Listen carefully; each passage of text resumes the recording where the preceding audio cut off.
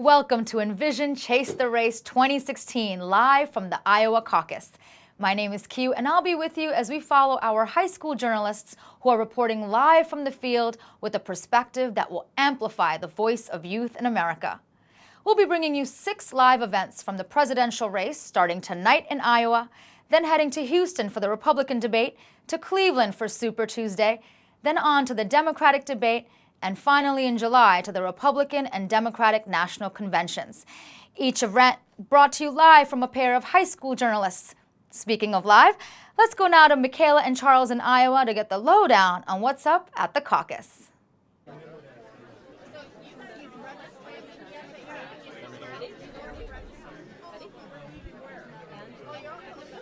Thanks, Q. And live from Iowa, it's caucus night. And I'm Michaela Kells, your Chase the Race reporter at the Iowa Caucus. Now, what I've seen over the past couple of days I've been here is just overwhelming. Everyone in Iowa is just ready to vote, and the energy's high. I got the opportunity to go to a Paul Rand rally yesterday, and the student vote there was just, or the student word there was just amazing. There's so many supporters out there, and the youth really are showing that they're involved in the presidential race this year. Now I'd like to move on over to Charles Graham. Thanks, Michaela. The journey to caucus night has been a long and treacherous one. And throughout the midst, we've seen candidates fall from the top and go down to the bottom. Now we're here at the actual caucus night, and we're seeing a great atmosphere. Personally, for me, the journey has been amazing. I've seen candidates who I thought didn't deserve to even be in the race receive cheers from their fans and their supporters that were louder than some of those who were leading the race, the presidential nomination. Senator Ted Cruz received applause that was lower than that of Senator Rand Paul. So it's been really an amazing journey. Reporting for you live here at the Iowa Caucus, it's going to be me, Michaela, and Q, who will be heading back to in New York right now. Back to you, Q. Will the 2016 Iowa Caucus be the largest voter turnout in Iowa history? Media from around the world seems to think this is going to send shockwaves rippling through all the campaigns right to Election Day. And we got a little taste of the Trump shockwave earlier today. Got it?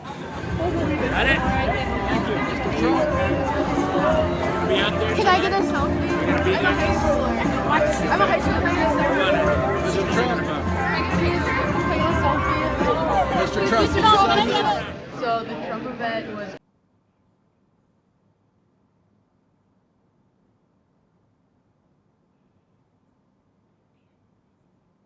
What is a caucus anyway? We spoke with someone in Des Moines who's an expert at how the caucus works.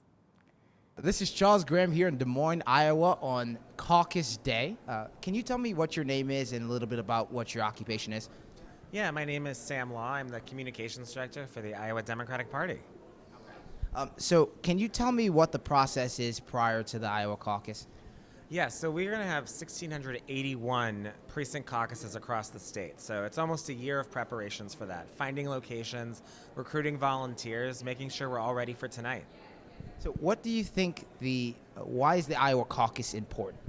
It's important because it's the first start in our presidential nominating process. And what's great about Iowa is that, and especially with all these, in the post-Citizens United era, you can't buy Iowa. Candidates have to come here. They have to talk to candidates one-on-one. You can't get just by with money or talking points here. And so Iowans take this very seriously. They help winnow the field down, and we're really excited for tonight. Now, part of what Senator Bernie Sanders is going off of is he's saying that he's going to get a lot of new voters. What are your expectations when it comes to the amount of voters that we're going to get here at the Iowa Caucus tonight? Well, turnout predictions for caucuses are one of the hardest things to predict, and I'm not going to give you a number, but what I will say is that it all comes down to organization. Who can get their supporters out to caucus tonight at 7 o'clock Central Time? And what I will say that we've noticed here at the party is that all 3 of our candidates, Bernie Sanders, Martin O'Malley, and Hillary Clinton, have really strong ground games here, so we expect a pretty strong turnout tonight. Now, it has been said that some of the candidates are optimistic about their position. Many of them are.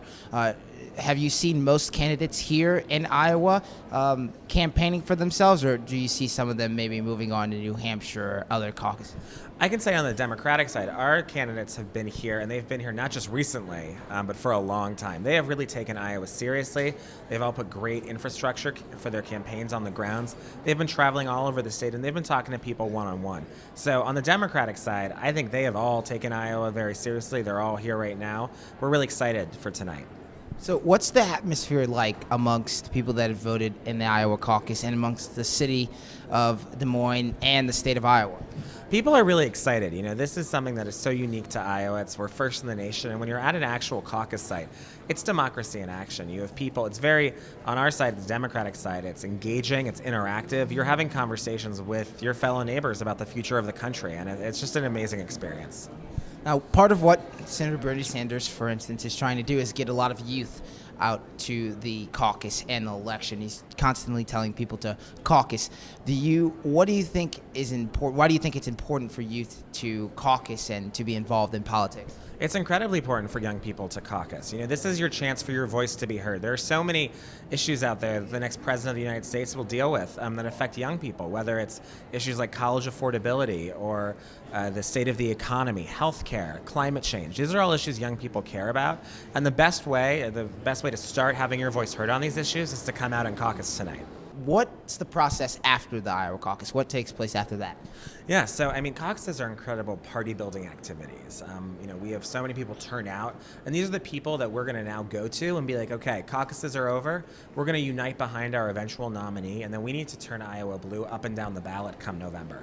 So we start really building to win a really successful election in November, and recruiting candidates if we don't have already recruited them, because it's not the presidency. Obviously, everyone talks about, but we care about winning at the congressional level, at the state and local level, in county school boards. We want Democrats at all levels of government, and so that's what we're preparing for after the caucuses. Very big problem is keeping the youth energized and engaged in politics. How do you do that here? I mean, I think the best way to do that is to continue to engaging with the youth here in Iowa, making sure that we're not just asking for their vote when it's close to an election. We need to continue to reach out to them, let them know about why Iowa Democrats are the way to vote, talk to them about the issues that matter to them, and let them know how important it is to be involved in the process and get them involved early. You know, you can't just wait. If you ask someone to do it just a day before or a week before, that's not as effective as being with them for the many months before. So that's going to be a lot of where our focus is. Do you use different methods to reach the youth, such as social media? Yeah, I mean, I think, you know, we're using all methods at our disposal, right? We know a lot of young people are on places like Facebook and Twitter and Instagram, but it's, you know, we still believe that nothing replicates face-to-face conversations and making sure that we are reaching out to people no matter who they are in their communities, where they are, and so we will continue to do that in the very months ahead. Well, now we're going to go back out to Iowa, where our reporters are going to talk to some very important people at the Democratic caucuses.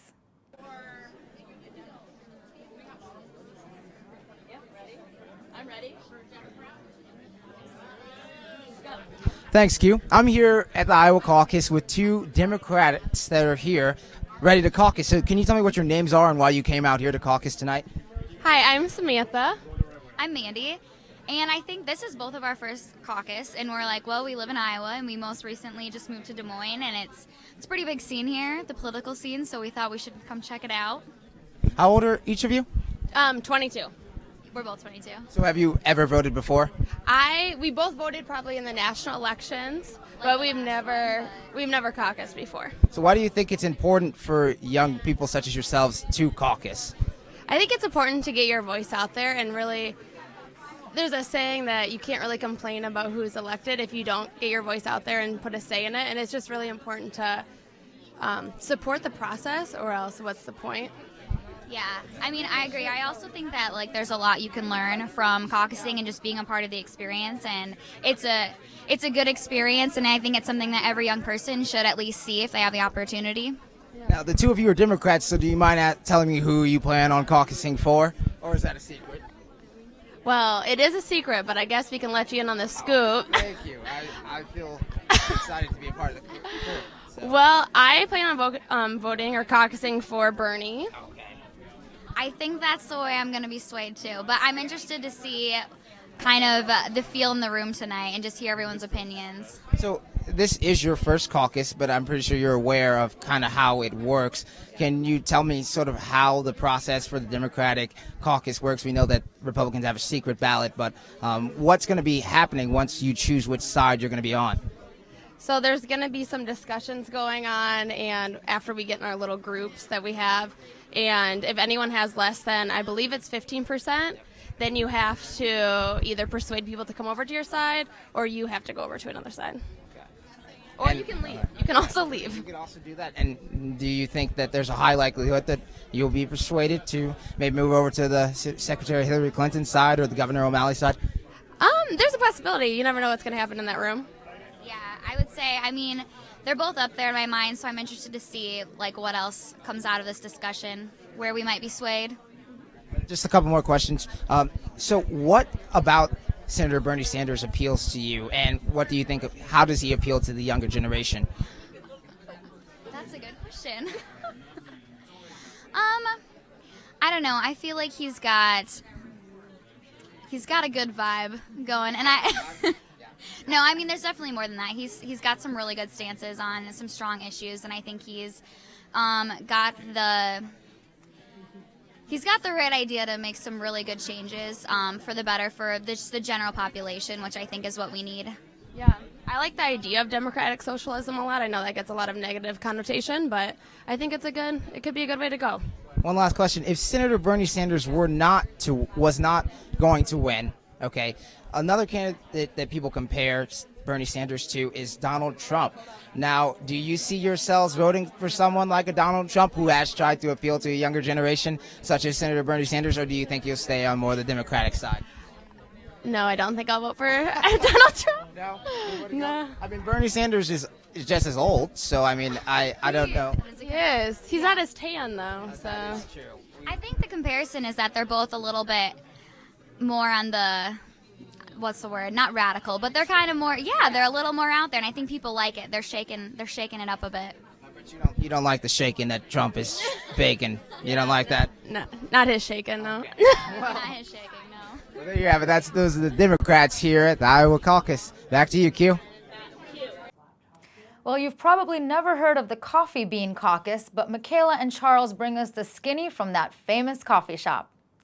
So can you just tell me a little bit about what the Coffee Bean Caucus is and what it means, how it got started? Yeah, originally it was just kind of a fun way for us to get involved with the political process here. It's a really great way to involve the community. A lot of people that maybe don't usually vote, or maybe this early in the cycle, they're not really aware of who the candidates are, and so it's a good way to kind of get talking about who we have out there and what the process is. And the way we do the Coffee Bean Caucus is really informal, but it can kind of open up conversations about how the actual voting process works, which a lot of people don't seem to understand.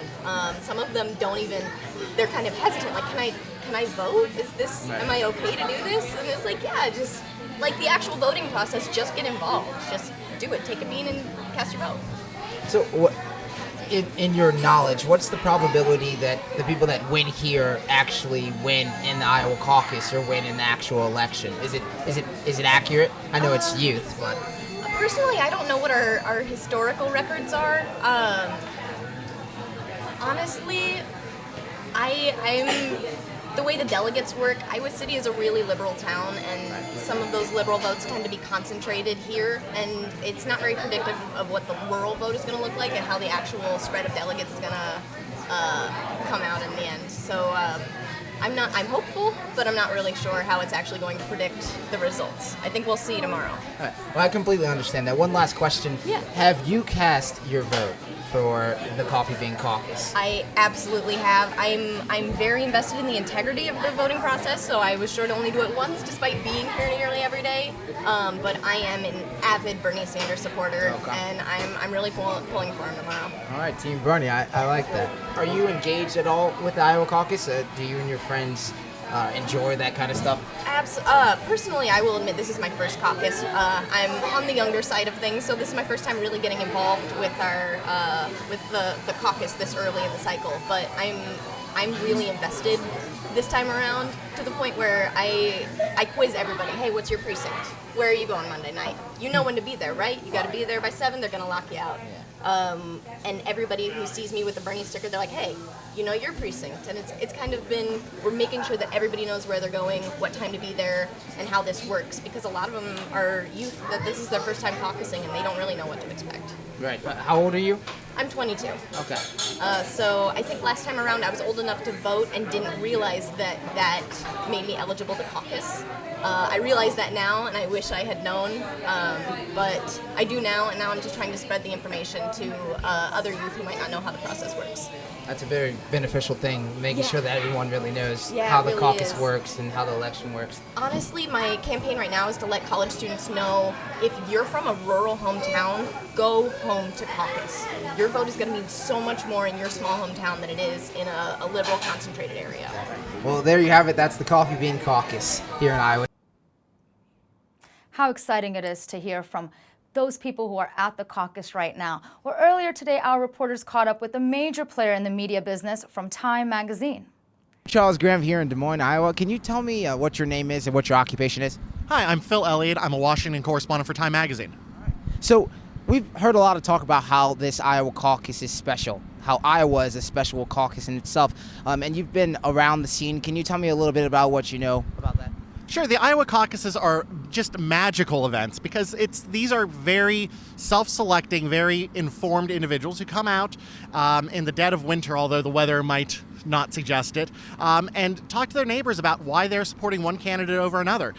It really forces people to publicly take a stand on who they think the next president should be, and it's democracy at its most basic. It is really people-to-people campaigning, and we're talking about, I mean, the winners here typically get 30 or 40,000 voters to show up for them. So if you can convince enough people to show up for you, that's an early test of whether you can do it on a national level. So it's my understanding that you'll be releasing a print issue Wednesday. Can you walk me through that process, how you'll release that on your deadline? Yeah, sure. So Time magazine goes to print Wednesday night. So we're here on Monday afternoon trying to figure out what voters are going to tell us in Iowa. So we're kind of sketching out a couple different options. We know how many pages we have. We just have no idea what's going to be on those pages. So there are a couple Google Docs we're operating from, trying to sketch out what the narrative is going to be here and what Iowa tells the rest of the country. We probably won't know that until early tomorrow morning, which gives us basically 24 hours to report, write, edit, design a 10, 12, 14-page section about politics, which is on Zero Sleep is going to be very interesting. Well, that is the life of a journalist, as I know.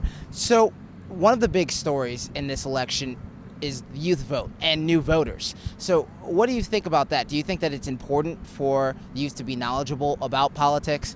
The great thing about Iowa is there are so many first-time voters this time. And people who aren't even 18 can caucus if they will be 18 by Election Day in November. So you've got 17-year-old high school seniors volunteering and caucusing tonight, which is just, it's fairly unique to Iowa. And you go to these events, young people are everywhere. They are very excited about this, but they aren't voting as a block. You talk to them, they range from people who love Rand Paul's message of end the Fed, to Bernie Sanders, free college for everyone, to Hillary Clinton and her message of, we need someone who can get the job done. And then you throw in there Bernie Sanders, this 73-year-old curmudgeon from Vermont, and young people are showing up and just loving his message. I mean, I was at an event with him a few days ago where Vampire Weekend was performing This Land Is Your Land, and Bernie Sanders got up there and performed with the hipster band. It was phenomenal. So you mentioned Senator Rand Paul, and I actually saw your article that you wrote about Senator Rand Paul and how his father introduced him and that sort of atmosphere. And there were a lot of youth there. It was on Iowa campus. So are you saying that the youth are kind of going towards the candidates that are extreme in the sense or different than the normal candidates that we've already had? Do the youth fall in line with the candidates that the adults think are the best candidates for us? Well, I mean, it's this basic rule of politics. People want to be asked to show up, and some of these candidates are much better at asking young people to show up than others. Rand Paul, for instance, set out with an ambitious goal of getting 10,000 Iowa college students to show up in caucus for him. They're at 8,000, according to their internal metrics, which is, it might not seem like a lot on a national level, but keep in mind, Rick Santorum won the Iowa caucuses with fewer than 30,000 people 4 years ago. So, I mean, we're talking very small margins here, and if you can get people to show up, that's great. Charles Graham here. A magical event it is, with so many first-time voters going to the Iowa caucus, which is why probably Trump says, win, lose, or draw, he loves Iowans. And Hillary Clinton brought some donuts for some of her supporters. Right now, let's head back out to Iowa to tap into some of that high energy, especially with a passionate 15-year-old Trump supporter.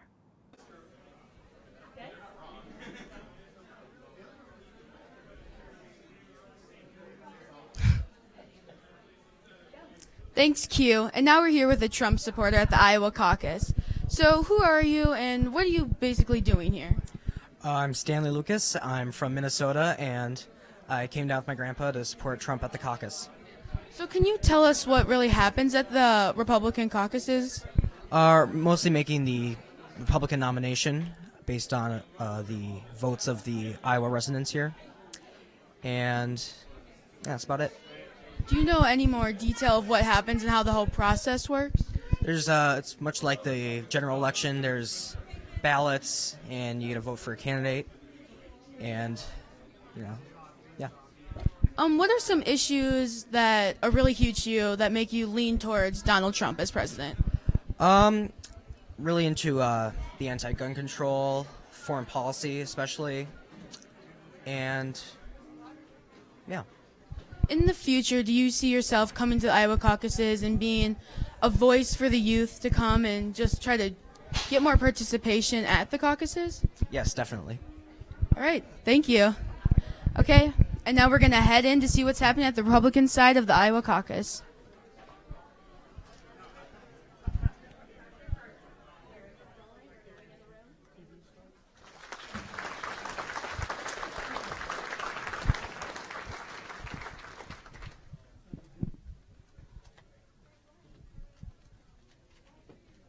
My name is Portia Haynes, and I am here to speak for Ted Cruz, my candidate.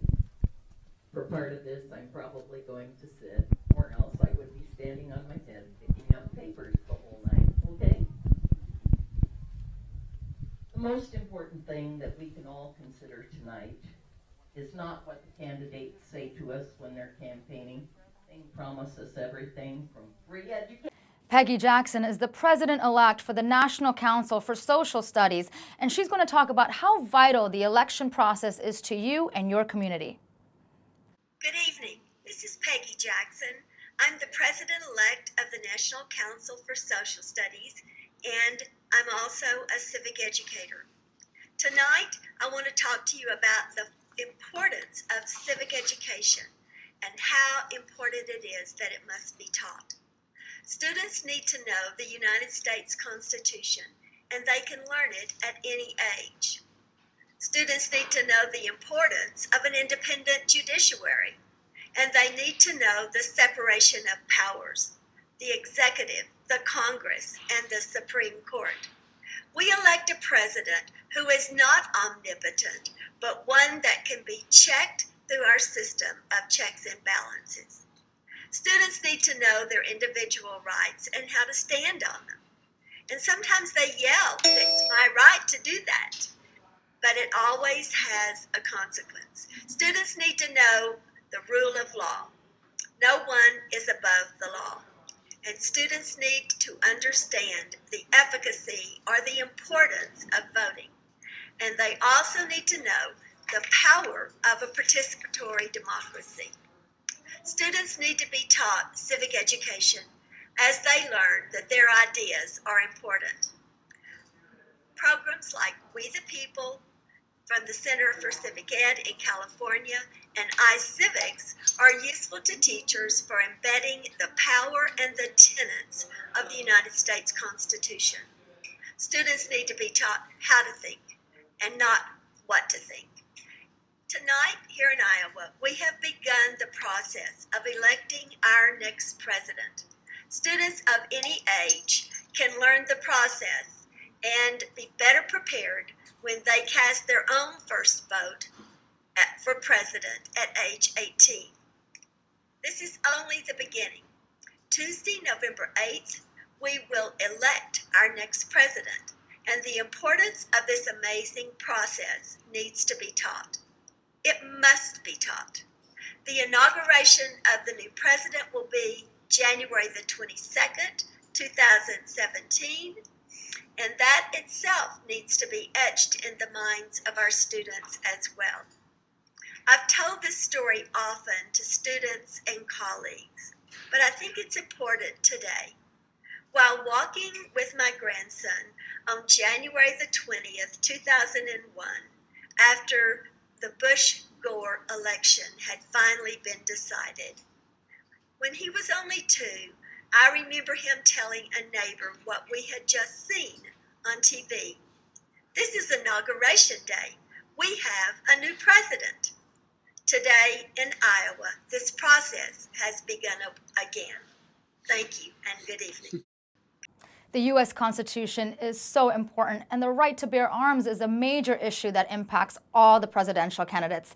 You have a voice too, so make sure that you're talking with your friends about why this is important to you. Right now, we're going to go back to Iowa, where Charles is going to be at the Democratic side of things, talking to someone from Denmark. This is Charles Graham here, still at the Iowa Caucus. Now I'm here with a foreign exchange student from Denmark. Yes. Yeah. So can you tell me what your name is? My name's Christian. And why are you here at the Iowa Caucus? Well, I'm here to get the full American experience, to meet a different culture and a different political system. So what have you been able to observe? How is Iowa Caucus different from any sort of election that you've seen in Denmark or anywhere else? Well, a caucus is different in so many ways. Back home we just, have a voting box where you sign off and then you say, okay, that's it. Over here it's a little bit different. As far as I'm concerned, I've heard that it's about, people being in one corner of the room and another and then trying to convince people to go over if there's not enough votes. That's exactly what's going to be happening after this. Are there any candidates that you think, from your perspective, have looked the best for maybe the United States of America to have as president? Well, I would personally go with Bernie Sanders, but I think my family's a little bit different. Can you tell me why you would go with Senator? I think he's a good candidate. I think he's a nice guy and he has some good opinions. I feel he's well-spoken and I think he's going to do the best for America. Not to say that any other candidate wouldn't do that, but I feel he's very credible. How old are you again? I'm 16. Okay, you're 16, so you're not yet, you wouldn't be able to vote, but it's only a couple of years. What grade are you in? I am a senior.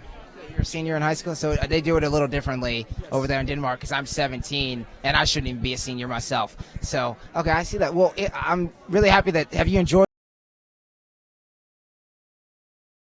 the different rallies and stuff like that? The Iowa Caucus. Yes, I have. Definitely.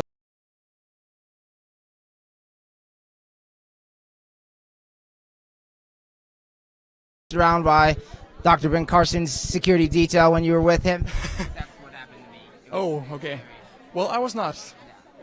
Thank you so much for having this interview. All right. So now we're going to take a look at the action that's taking place here in this Democratic room. So if you could, so we're just.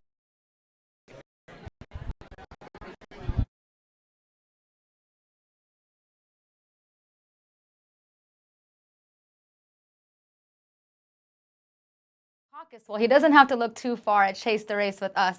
Well, right now, we're going to just go to talking about O'Malley, whose supporters are 100% all in. We spoke to one just a while ago. Can you tell me why you're out here in the cold campaigning for Governor O'Malley? Right. Well, Martin O'Malley is the only candidate in this race with 15 years of executive experience as a mayor and a governor. He is the only candidate in this race who is committed to working with all types of people, Democrats and Republicans, to accomplish really difficult things.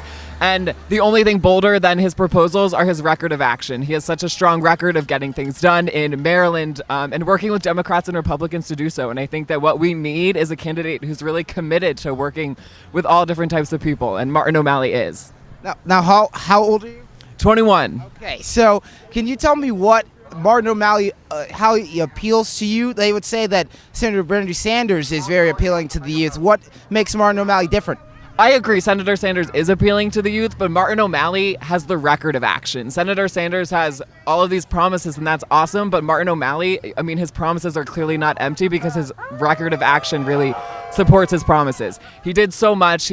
Marriage equality, the DREAM Act, he improved education, and I'm really confident that he is the right candidate to lead our country forward in this kind of a time of division, I would say. Now, are you from Iowa? No, I'm not. I'm from Philadelphia. You came out all the way here to campaign for Governor O'Malley, so you must be really dedicated. Yes, I did. It's absolutely worth it. He's an awesome candidate, and there's no place I would rather be. Now, right now, Governor O'Malley is polling at about 3 to 4%. Where do you see him standing at the end of caucus tonight? Polls are flawed. Polls are stupid. I don't think that polls really reflect the ground support that is here or the dedication of Martin O'Malley supporters. I'm not concerned about polls. I know that Iowans will come out to caucus and will make the right decision. Now, if that weren't to happen and Governor O'Malley didn't win the caucus tonight, didn't place very well, would you be willing to switch over to Senator Bernie Sanders or Secretary Hillary Clinton? No, I'll be holding strong. Okay. What do you envision having Governor O'Malley as President of the United States? Governor O'Malley has always led with principle, and he has always respected the dignity of all people. And I know that with him in office, it'll be a country a country of inclusion, a country that respects the dignity of all people, both in policy and in practice. And I'm very excited to see what that America looks like. One last question. Can you tell me why you think it's important for the youth, the younger generation, to be involved in politics and be knowledgeable about what's going on? It's so important. If you don't take part in the democratic process, then you have no say in, how our laws are made. I think laws are always changing, policies are always changing, and it's so important that the youth really invest in those and really make their voice heard. If you don't vote, you can't complain, I guess. Whether it's O'Malley or Bernie Sanders that you support, there's a lot of important issues that we all have to think about. Right now, we want to go back to Charles, who caught up with the Jeb Bush campaign advisor and asked some pretty pointed questions. This is Charles Graham here at a Jeb Bush rally. Now, can you tell me what your name is and why you're here supporting Jeb Bush? My name is Tim Albrecht, and I'm an Iowa advisor to the Jeb Bush campaign. And why are you here supporting Jeb Bush? Well, I support Jeb Bush because he's a conservative, reform-minded governor who comes from a swing state. Florida is one of the purplest of the purple states, and he's really trended it toward Republicans in recent years because of his conservative policies, and I think that he is the person that we need in these troubled times to steady the ship and lead us with stability. What separates Governor Bush from that of a Donald Trump or a Dr. Ben Carson or Senator Ted Cruz? I think that the experience Governor Bush brings as being governor really counts for a lot, because when you're a governor, you do have to manage a state, and in his case, it was a very large state. He has a positive record of job creation. He balanced the budget. He didn't plunge into debt like so many of these other, they must have just mentioned the debt in there, like so many of these other governors and even our nation has. And when you're president, you're expected to work with both houses of Congress, the House and the Senate. So with that experience, knowing how to propose legislation, get it through a House, through a Senate, and sign it into law, that means a lot to me, and I think that it's important to have that kind of executive experience if you're going to be president. Now, right now, Jeb Bush isn't polling as high as some of the other candidates. What do you think people are missing when it comes to what Jeb Bush brings to the table? Well, ultimately, there's been a lot of speculation, and a lot of people are still undecided. So I think as they get to know Jeb Bush and know what he accomplished in Florida, when some of this noise goes away, that people are going to be impressed, and they're going to come around and support his campaign.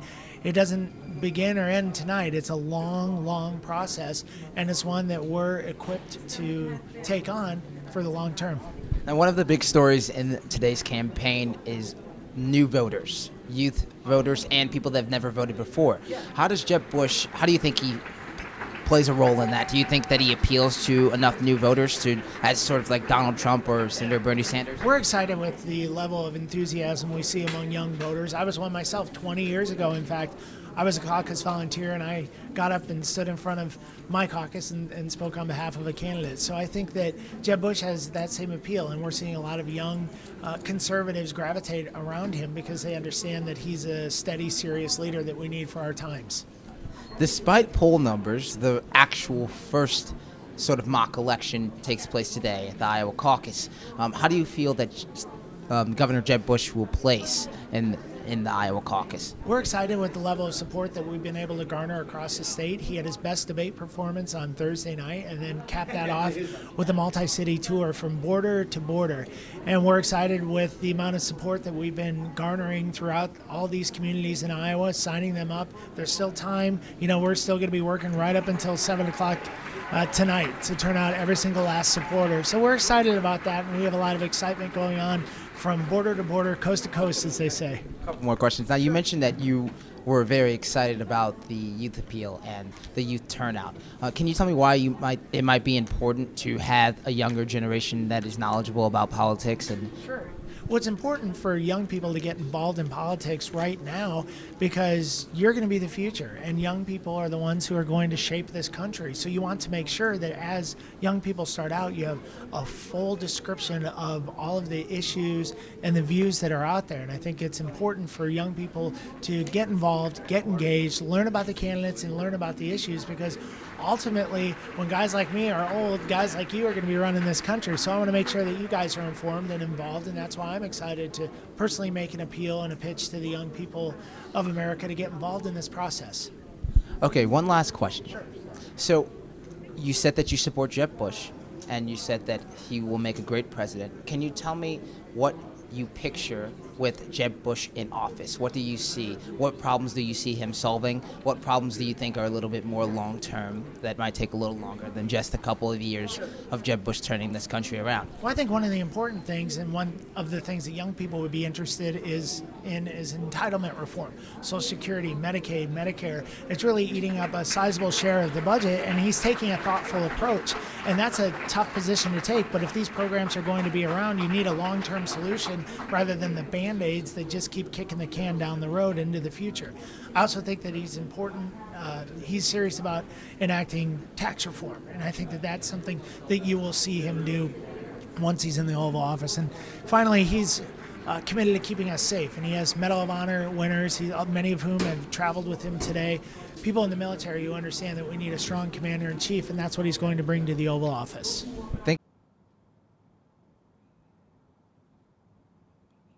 No one can deny the amount of experience that Governor Jeb Bush has. But earlier today, there were rumors that another presidential candidate had something to do with alleged seat fillers getting kicked out of Bush's caucus. Well, we're trying to keep you all very informed about all the candidates. Later tonight, our reporters are headed to the Hillary Clinton and Bernie Sanders rallies. The action never stops. Let's check back with our reporters in Iowa. Charles and Michaela are on the Democratic side of the caucus.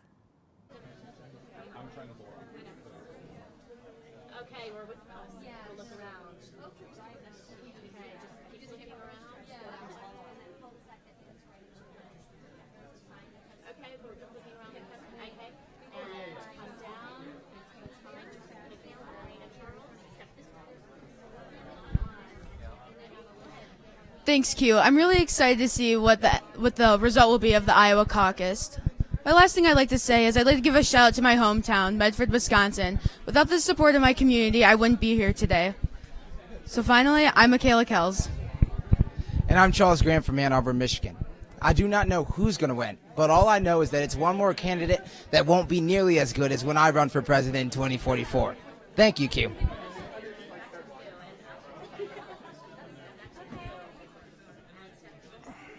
Well, thank you for watching, and come back for 5 more events as we chase the race.